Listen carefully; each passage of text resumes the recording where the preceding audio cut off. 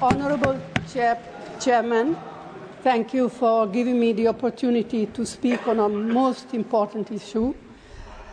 I wish to draw the attention of this House to an issue of urgent national importance, the right to employment under the Mahatma Gandhi National Rural Employment Guarantee Act, Mahatma Gandhi MGNREGA, also known as Manrega, enacted by the then UPA government in 2005 under the leadership of Prime Minister Dr. Manmohan Singh. This landmark legislation has been a crucial safety net for millions of rural poor. However, it is deeply concerning that the present BJP government has systematically undermined the scheme. The budget allocation remains stagnant at rupees 86,000 crores, a 10-year low as a percentage of GDP.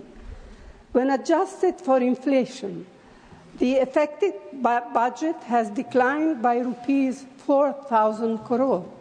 Moreover, estimates suggest that nearly 20% of the allocated funds will be used to clear pending dues from previous years.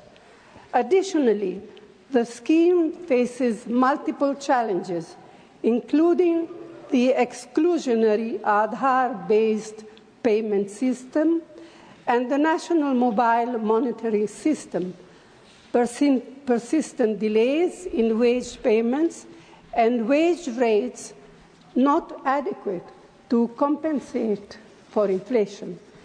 In light of these pressing concerns, the Congress Party demands the following. 1.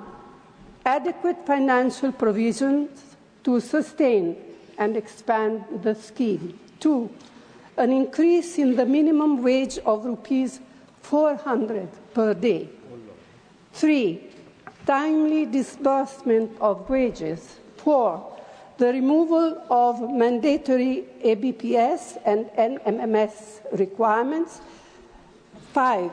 An increase in the number of guaranteed work days from 100 to 150 per year.